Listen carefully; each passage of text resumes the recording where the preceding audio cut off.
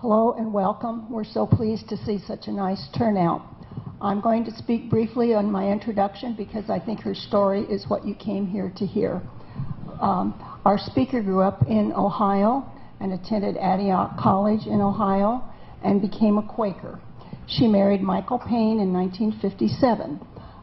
She moved to Texas with him when he got a job at Bell Helicopter, which was in Fort Worth, Texas, and they moved to their home in Irving, Texas. She had studied Russian since 1957 and signed up for a summer class in Dallas. She met the Oswalds through her interest in the Russian language. We will learn of her, and through her own words, about the meeting. After the death of JFK and the assassination, she returned to Pennsylvania and became a principal of a Quaker school. She then moved to St. Petersburg, Florida, and later obtained a master's degree in psychology from the University of South Florida. She was particularly interested in helping young people to set them on the right path through her profession. After working over 10 years in the school system, she retired and moved to Santa Rosa, where we're privileged to have her as a resident of Sonoma County. I am very pleased to introduce Ruth Hyde Paine.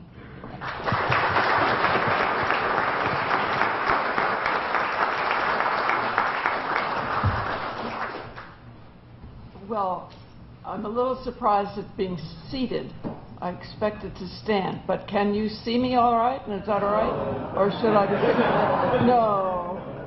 So that would require picking up a microphone, wouldn't it?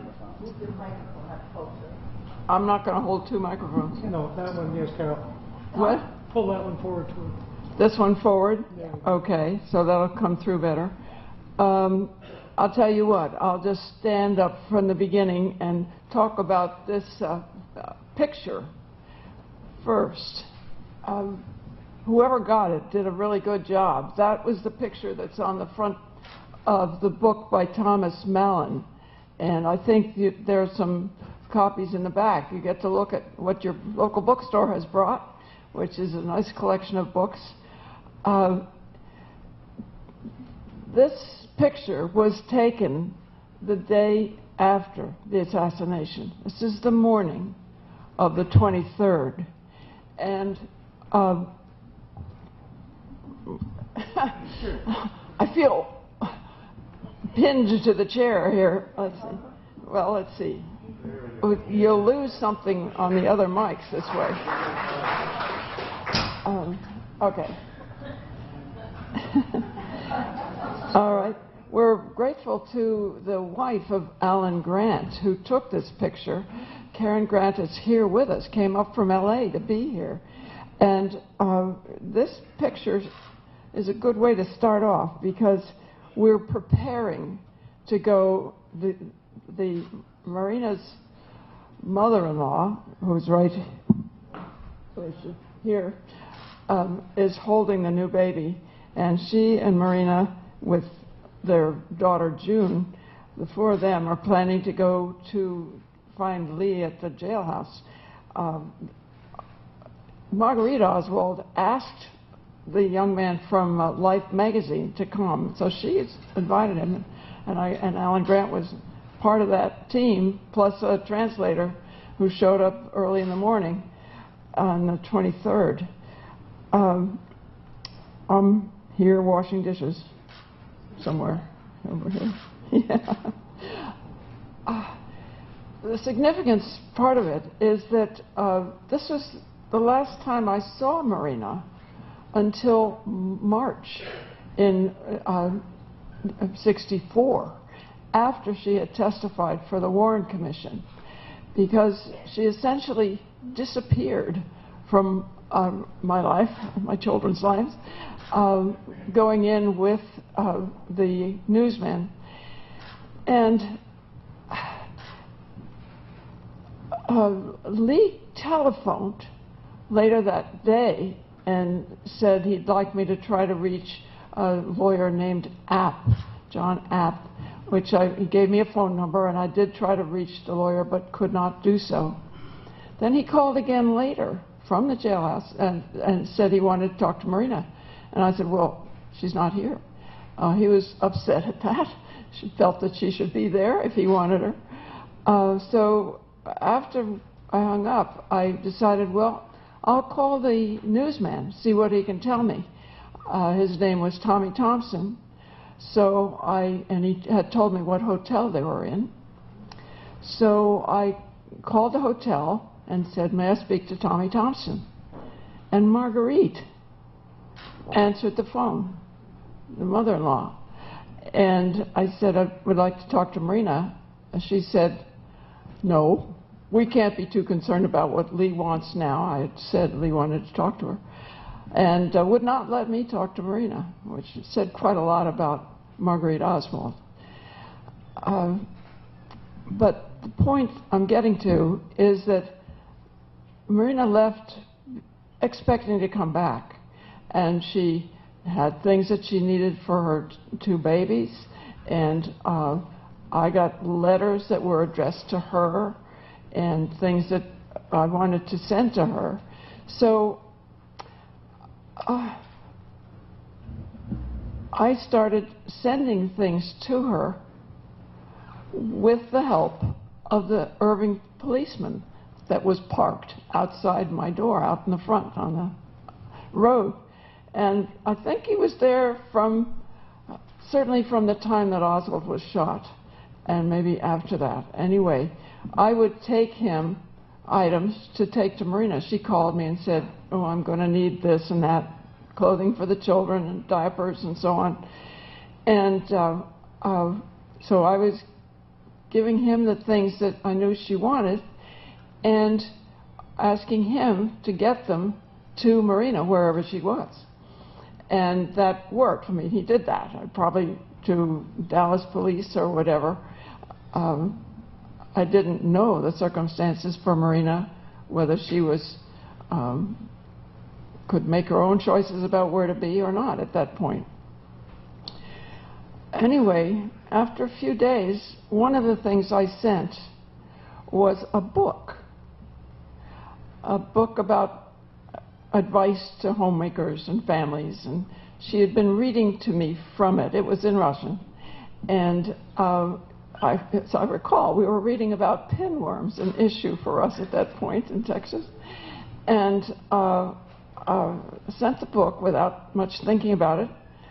And then a couple days later, there were two Secret Service men at my door who came in and wanted to talk to me. One of them was their Russian speaker, and I could tell that he wanted to check out my Russian to see what he thought of it.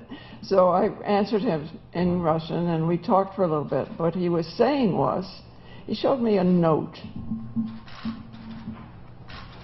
I have here the contents of the note translated, and your very good newsman, Chris Smith. Chris, are you here? Who wrote it up in the PD, in the Press Democrat, copied this entire text of the note.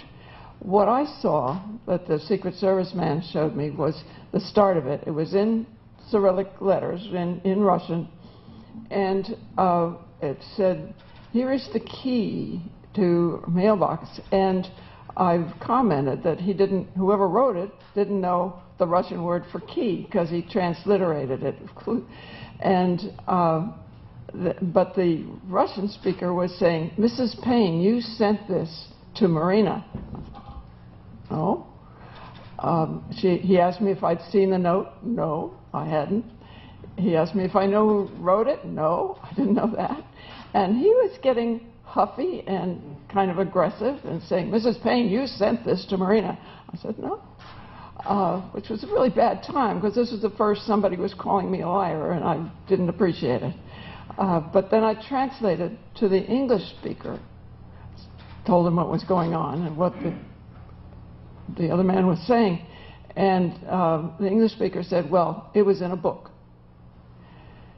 And I personally hope that in the film that Tom Hanks is doing, they will show this incredible moment when someone looked through the book and found the note in it and showed it to Marina.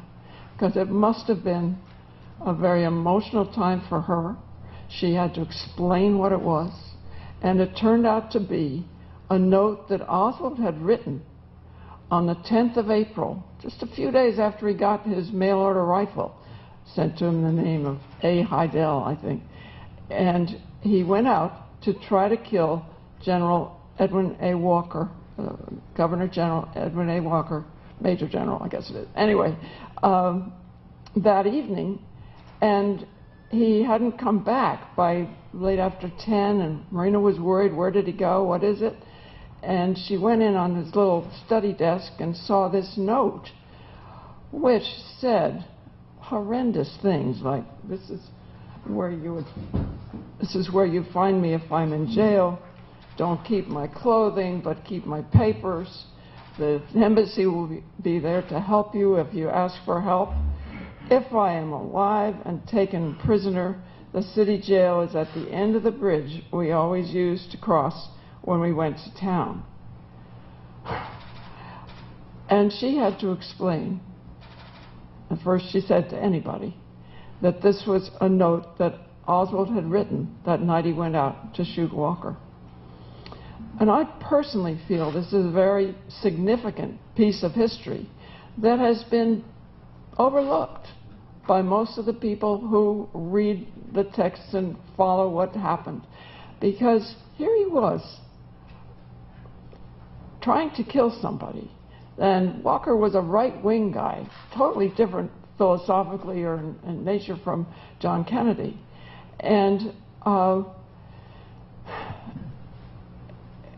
he planned it. He took pictures of the back of Walker's home. And then after he fired the shot, he hid the rifle and came back a few days later to get it. And then, I believe, Marina convinced him it would be a good idea if he left town, go to New Orleans maybe, where he had been born and had family, and so he did. And I came over to visit one April afternoon, and he was all packed up and ready to go on a bus to New Orleans, and he asked for a ride. He didn't have a car, he couldn't drive either. He asked for a ride to the bus station with his stuff. So I took him to the bus station, and then he was planning to have Marina follow after he got a place for them in New Orleans. And I thought, she's going to get on the bus with a young 1.5-year-old and all the paraphernalia that goes with that, and she's pregnant, and that didn't sound really like a good idea. He was going to write her a letter when he got a place for them. I said, well, look, why don't you come home with me and stay at my house until you can call and say you have a place for her, and then I'll bring her down with the kids. And that's what we did. So for not quite 2 weeks, Marina stayed at my house in May. Now we're into May. And then Lee called, and she was elated to hear from him.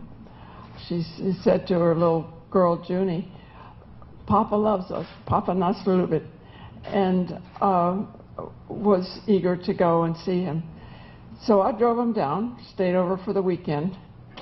Not an easy weekend, because Marina and Lee bickered. They picked at each other. I never saw any physical violence, although I heard later there was some. But they argued, and they put each other down, which was, I thought, very unpleasant and not healthy. When they argued, Marina's language was a good deal more facile than Lee's was, and he'd end up just saying, Molchi, shut up. So it was not a comfortable weekend, I'd say. Well, yeah. I was with my 2 kids, age 2 3/4 or so, and 3 going on 4. And we had pallets to put on the floor the way you do in the South, and lay there. But the cockroaches were intimidating. So I laid out a circle around us of bug spray and that's the weekend down in New Orleans, and came back. I'm aware of time constraints. My understanding is that we have about an hour. Is that that'll include questions? So I'm going to narrate for a bit more, and then want to open it up to questions, because I think you'll have plenty of them, and each question will bring a little more of what I can tell you.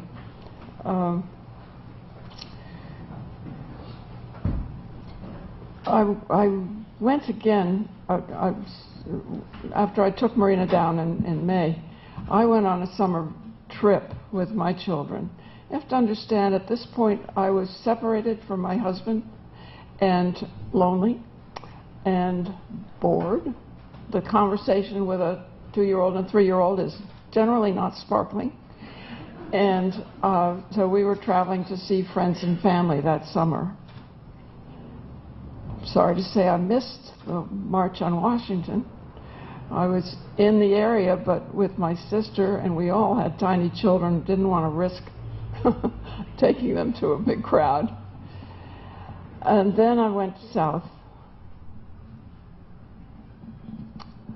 Stopped in Birmingham, because it was only a few weeks after the March on Washington that those 6 little girls were killed in Sunday school in Birmingham, the church. And I stopped just because, you can take little kids when there's not a big crowd. And I tried to explain to them that I was leaving a donation for the church for rebuilding. And then I went on to New Orleans and found that Lee was preparing to leave again to look for work somewhere, not specified. And he was all packed up. And here was Marina, by this time 8 months pregnant, had not seen a doctor, nor could they afford anyone, because they had not been in Orleans Parish long enough to get free care. And I was very concerned about Marina, so I suggested she could come back with me and her baby and stay at my house at least through the time that the new baby comes, because I could translate. I could get her into the hospital and be there. And I think Lee was actually glad to accept that offer. And he helped us pack up the station wagon that I had. And we went off from New Orleans to Irving, Texas. I'm beginning to shake. No, I think it's the only way you can see me, really. True? You guys at the back? Hey, brilliant.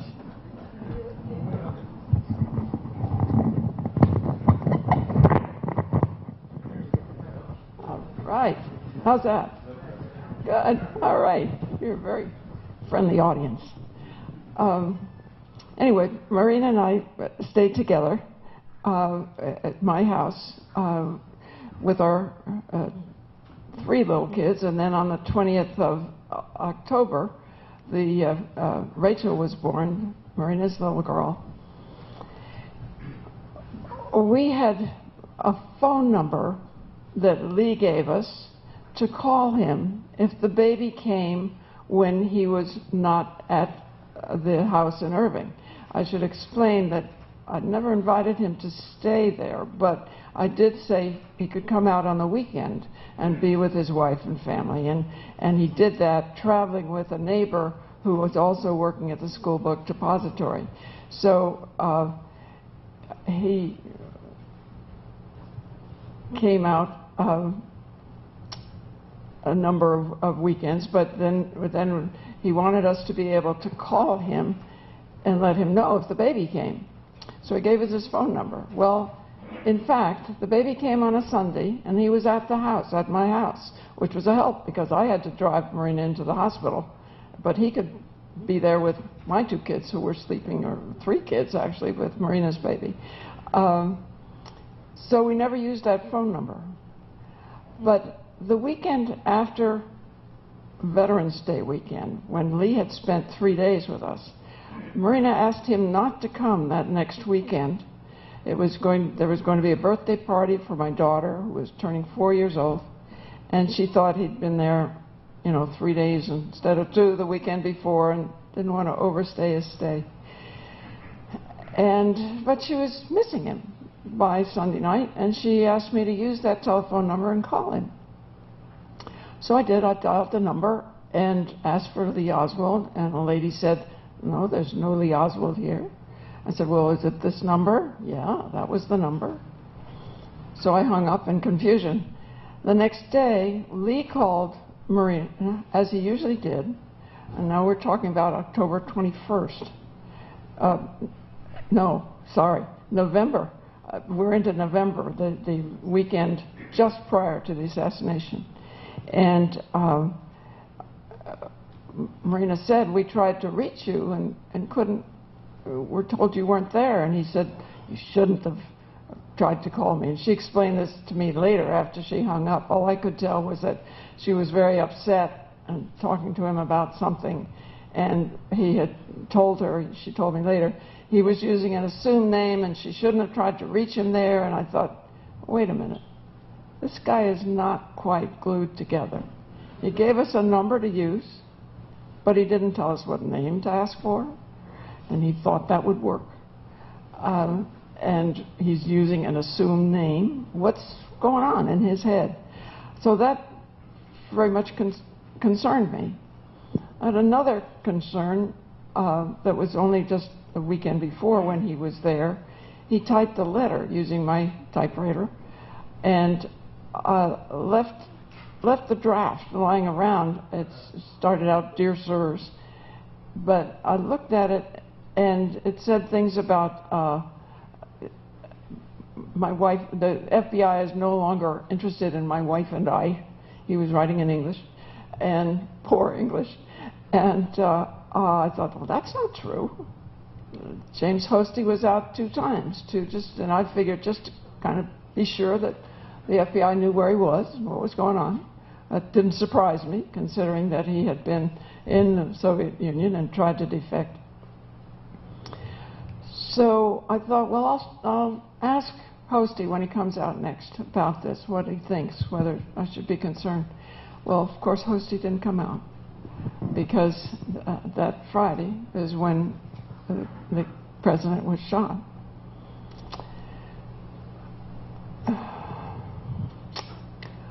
I could tell a little bit about that day. It's always hard. One of the hardest things for me is to put myself back in that time frame and remember what happened, remember the feelings about it, remember the loss. We all lost a very important president, a person I thought was doing a wonderful job. And so it's hard to talk about. But I should fill in from that day. Marina and I, on the 22nd, were watching television in the morning. Actually, she slept late. She got up to feed the baby in the night, and when she could sleep later, she would. But I turned on the television and watched the President and Mrs. Kennedy arrive in Fort Worth, where they were giving a talk at breakfast. They were a little late arriving, and the newsmen, trying to fill the air while they waited for them to get there, talked about the assassination of President McKinley. You can't imagine how real worries were about the president's safety. It was in the air around us. It was in an ad that was in the Dallas Morning News that had black edge around it and was really bitter toward President Kennedy. And, you know, I've had somebody check on that, my memory on that, and yes, it's, you know, Mallon did great research. He found it in the record. And then the president spoke, and I had a date with a dentist with my daughter, so I left, leaving the TV on because I knew Marina would want to see it when she got up. And came back then 11:30 or so, and she thanked me for leaving it on. She was very keen on Kennedy and on Mrs. Kennedy. And, you know, we were young mothers with young children. We identified with that aspect of the Kennedys, too. So we were just about to have some lunch when we heard that Kennedy had been shot. And then we abandoned all thoughts of eating and just sat and watched the TV to hear what would happen next. And we did learn a little after 1 o'clock, I think, that Kennedy had died at Parkland Hospital. And Marina said, "Oh, it's so sad for Mrs. Kennedy and the children." And I decided to light a votive candle, and she asked me, "Is that a way of praying?" And I said, "Well, yeah, just a personal way I had." So we sat there together. And after another hour or so, there was a knock at the door, and I believe it was 6 lawmen, some from the sheriff's office and some from Dallas County, Dallas police, wanted to come in and talk to us. What they said was, "We have Lee Oswald in custody for shooting an officer." And I said, "Well, I suppose you have a warrant, a search warrant." And they said, "No, but we can get one right away." I said, "Never mind. We're all upset. Come on in, sit down." Well, of course, they were policemen. What did I know? They didn't sit down. They spread out, looked every corner of the house over. And then one of the policemen asked, did Oswald have a gun? And I said, "No." But translated to Marina, who said, "Yes, he did." And she led the policeman into the garage and indicated a blanket roll that was on the floor. And the policeman picked it up. And I guess my worst moment at that point was it was clearly empty. I saw that it could have been Lee that did the shooting, because he had come out the night before, had never come out on a weeknight before, had never come out before without asking if he could. And he spent the night and then left early that morning, the same morning. On the 22nd rather than the 23rd. These are the things that I saw that made me feel, especially the note that he wrote about General Walker, that this was a man who was willing to murder, and murder perhaps for notoriety. I've read that he left most of that morning of the 22nd, he left most of the money he had on the dresser in Marina's room. He took off his wedding ring, which she said he had never done like that. And my guess is he did not expect to live, and was surprised when he got as far as the Texas School Book Deposit, Texas Theater it was, and was arrested. He again tried to kill the arresting officer. He had a pistol. He had just shot Tippett. This was not a nice man, okay? Now, I think it's probably time to open it to questions. You do? Oh, you have a collection. All right.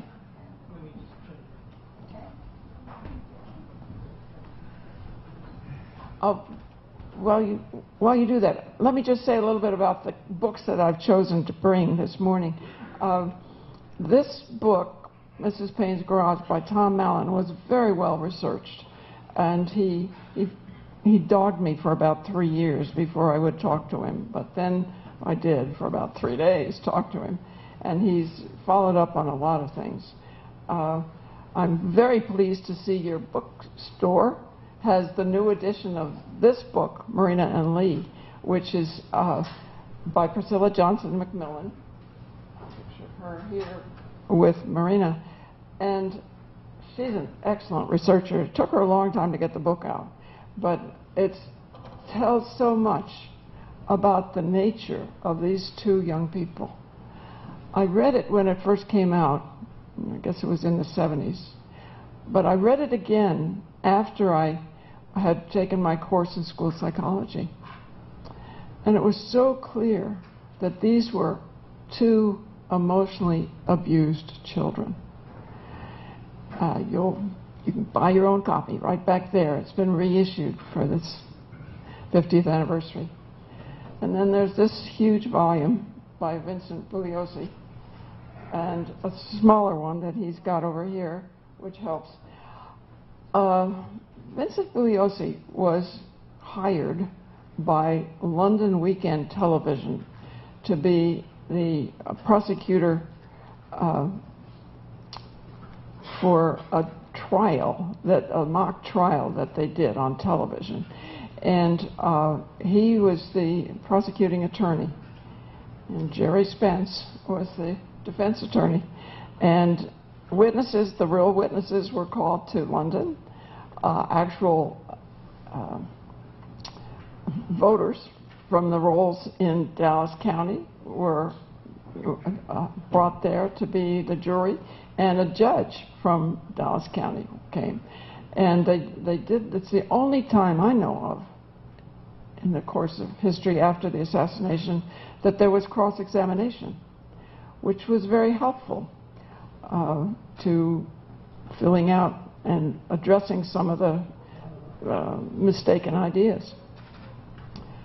He is, I have to say, Bugliosi is an author, and he tells a good story, and he occasionally told things that I didn't recognize, like what I was thinking.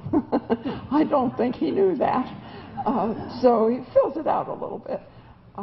But overall, it's a pretty good book. And he certainly had followed the case from the very start. Now, I'll shut up and let you talk.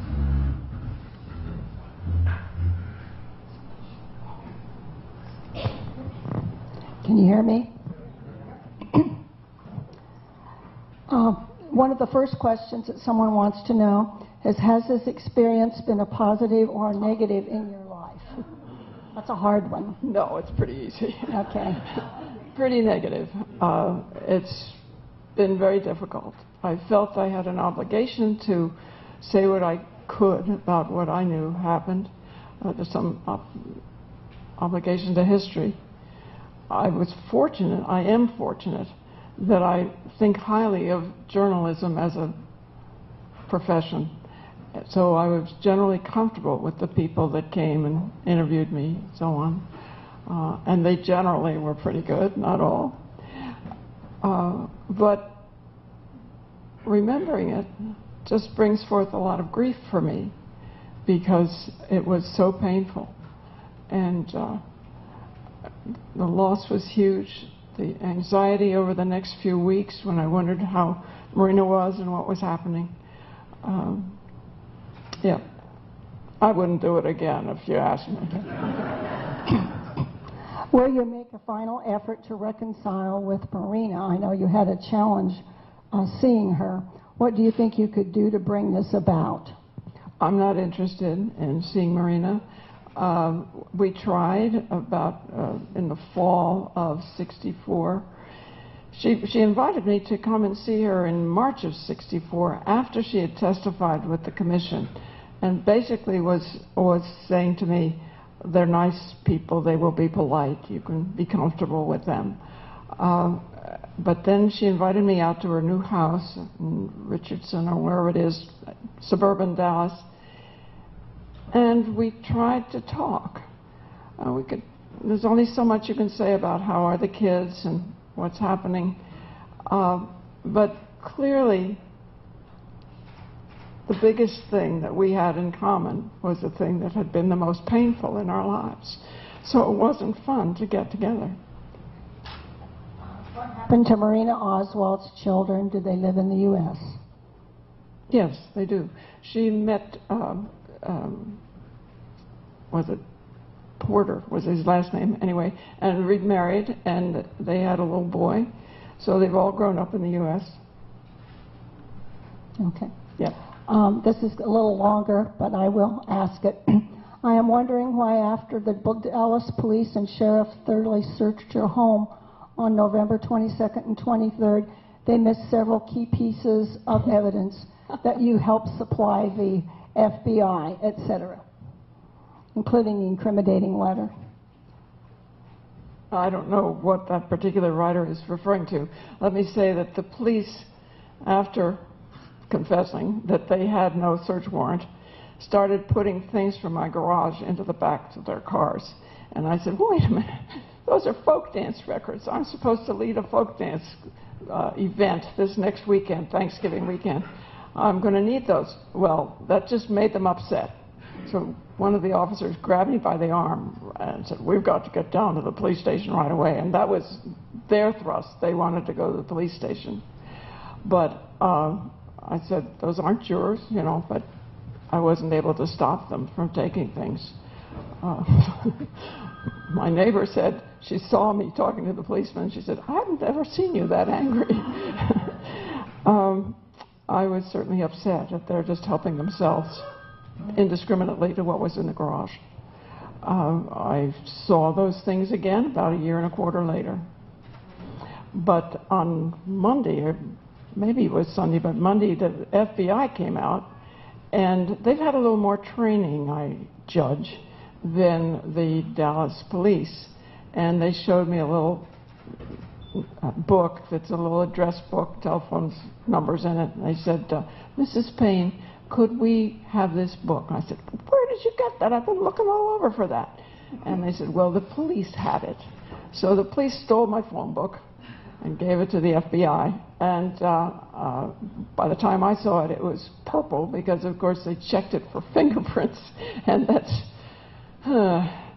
So anyway, it was quite a bit later before I got the book back. They tried to reach everybody in the book, which was pretty terrifying to a few people who didn't know they were in it. I had the name of a babysitter where I could call upon her in Massachusetts that I might need, and they had no clue why they were being visited.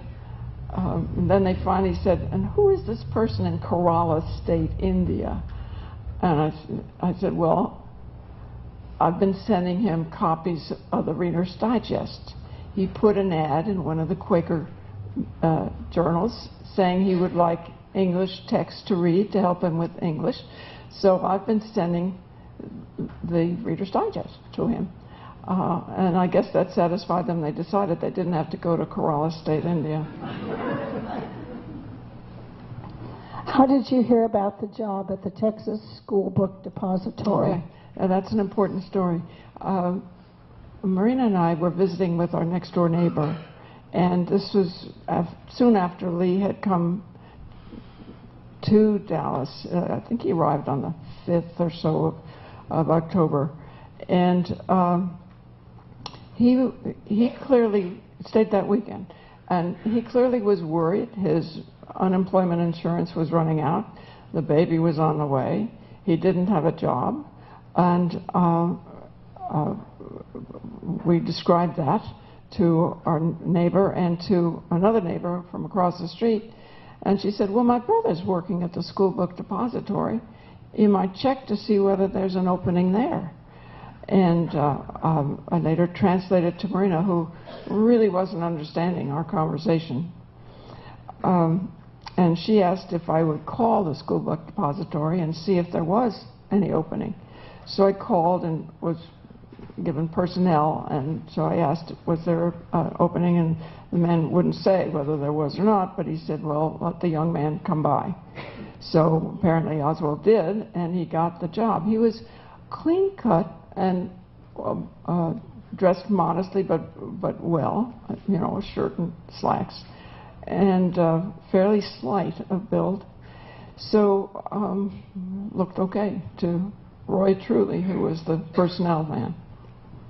Okay, thank you. Do you have any thoughts on Jack Ruby, his motive, and his background? Basically, I don't. I think it's significant that he, everything I know about Jack Ruby I've read, so I don't have anything directly. Okay. Did you ever feel the police might have suspected that you were involved with any of those crimes? Any of what? Of the crimes? Well, sure. I mean, that afternoon, they obviously were very worried. They didn't know who were these people. They're sent out to the place where the wife of the person they have in custody for shooting an officer is. And they obviously thought they could find something out. Oh boy. I learned a lot about what's written isn't always true in newspapers and magazines. One magazine said the police took out 7 file boxes of Cuba sympathizers' names. Well, there were my 3 boxes of folk dance records, my 3 little file boxes of my college papers, and a projector for 16mm camera. Those were the 7 boxes of Cuban names. Did Lee Harvey Oswald have a good demeanor and attitude towards his wife? Well, I've described how they bickered at each other, and I think it irritated me from the start when I heard that he didn't want her to learn English and wanted her to just speak Russian so that he could keep his Russian up, was the idea.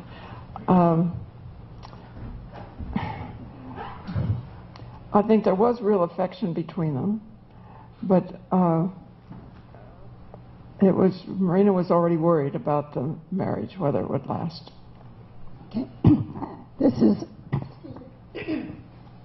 what did one author mean by Marina's going through people? I think that means one by one or using them possibly. Oh, well, I wouldn't look at it that way at all.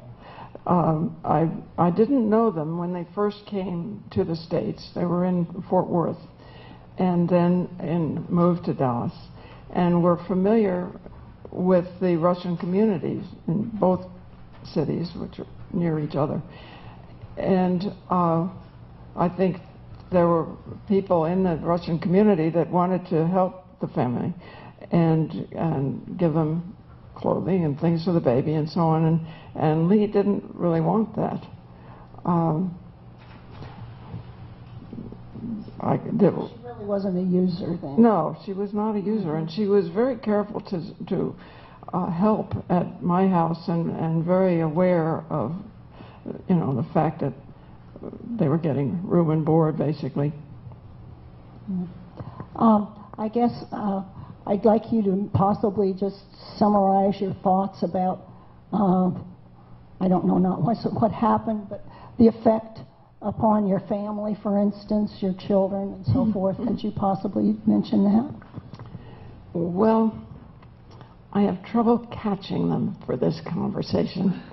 I talked with my son once, who had heard on KPFA from Jim Garrison about how there was obviously CIA and FBI practicing with people in the swamps around New Orleans, and he apparently was fairly convincing. And this was, my son was in California and I was in Florida, and so I said, we need to talk. We need to talk about this and what you're hearing. My daughter probably remembers going down to the police station. She was just 4, as I say, and she has vague memories of doing that. We had the 2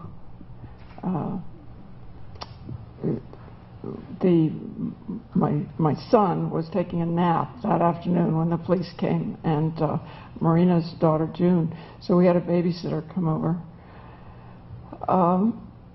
I don't know really what she thinks. Mm-hmm. Would you like to summarize your story for us? And you mean I can go? Well, then we'll conclude, and then we'll have some other things happening, including refreshments.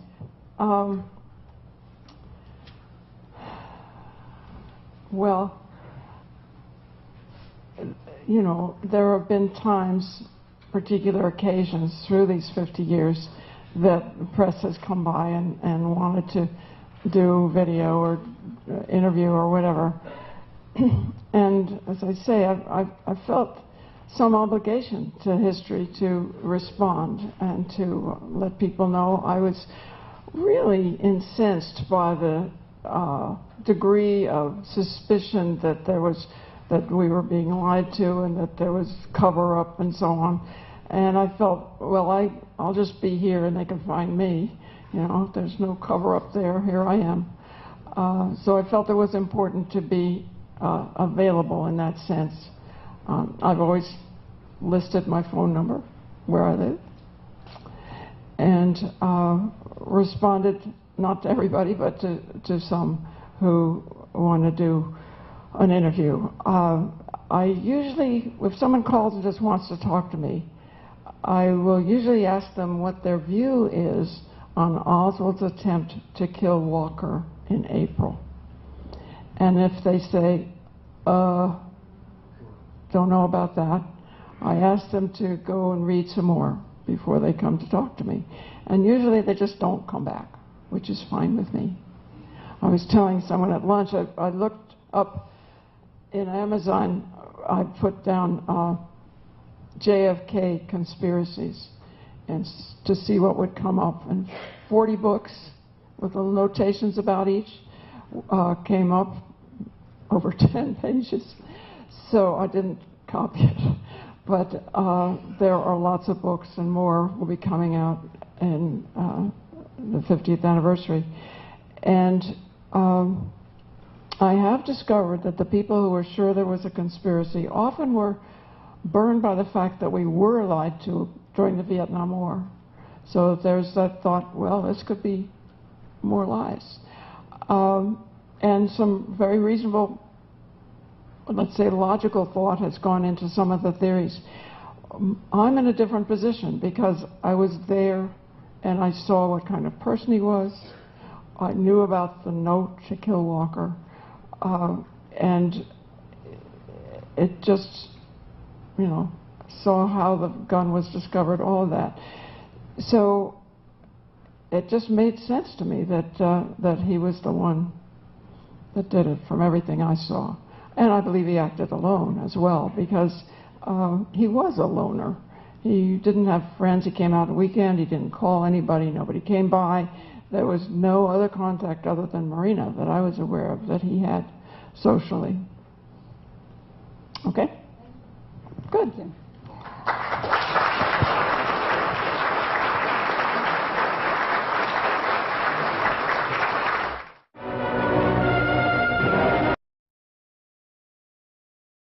Hello and welcome. We're so pleased to see such a nice turnout. I'm going to speak briefly on my introduction because I think her story is what you came here to hear. Our speaker grew up in Ohio and attended Antioch College in Ohio and became a Quaker. She married Michael Paine in 1957.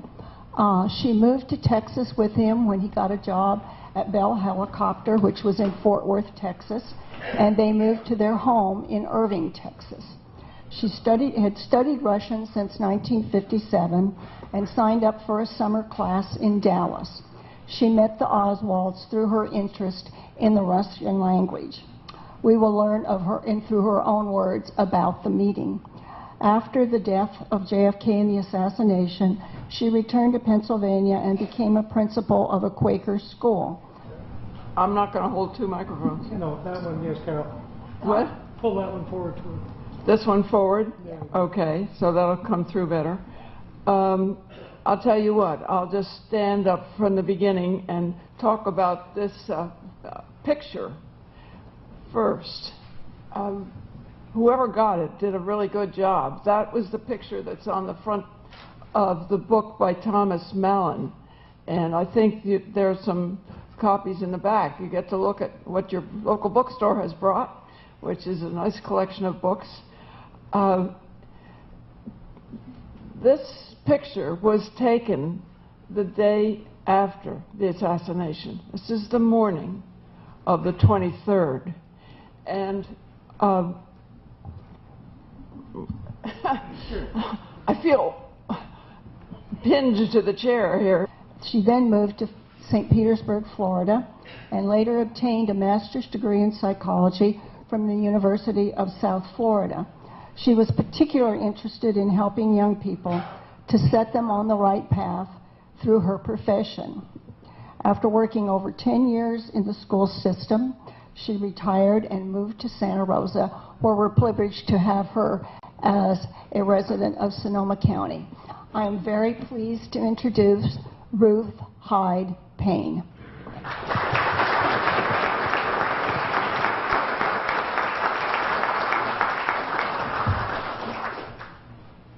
Well, I'm a little surprised at being seated. I expected to stand, but can you see me all right? Is that all right? Or should I? No. So that would require picking up a microphone, wouldn't it? Let's see. Well, let's see. You'll lose something on the other mics this way. Okay. All right. We're grateful to the wife of Alan Grant, who took this picture. Karen Grant is here with us, came up from LA to be here. And this picture is a good way to start off because we're preparing to go, the Marina's mother-in-law, who's right here, is holding the new baby. And she and Marina, with their daughter June, the four of them are planning to go to find Lee at the jailhouse. Marguerite Oswald asked the young man from Life magazine to come, so she's invited him, and Alan Grant was part of that team, plus a translator who showed up early in the morning on the 23rd. I'm here washing dishes somewhere over here. Yeah. The significance part of it is that this was the last time I saw Marina until March in '64, after she had testified for the Warren Commission, because she essentially disappeared from my life, my children's lives, going in with the newsmen. And Lee telephoned later that day and said he'd